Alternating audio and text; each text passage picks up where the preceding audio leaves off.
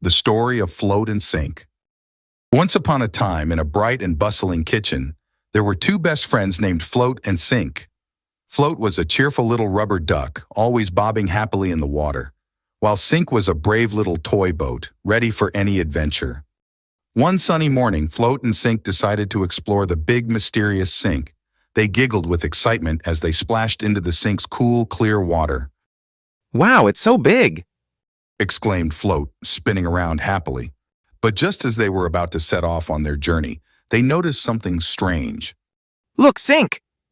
Cried Float, pointing at a shiny silver spoon sitting on the edge of the sink. What's that? Sink peered over the edge and frowned. I'm not sure, Float. Let's find out. With a determined nod, Sink paddled closer to the spoon while Float followed closely behind. As they approached, they noticed something peculiar. The spoon was wobbling on the edge, teetering back and forth. It looks like it wants to join us, said Float, hopping excitedly. But when the spoon finally toppled into the water, something unexpected happened. Instead of floating like Float and Sink, the spoon sank straight to the bottom of the sink with a quiet plop. Float and Sink exchanged puzzled glances.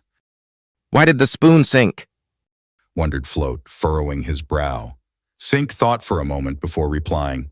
I think it's because the spoon is heavy and made of metal. Unlike us, it's too heavy to float on the water. So things that are light like us float, but heavy things sink? Float nodded. That's right. Now let's continue our adventure and see what else we can discover.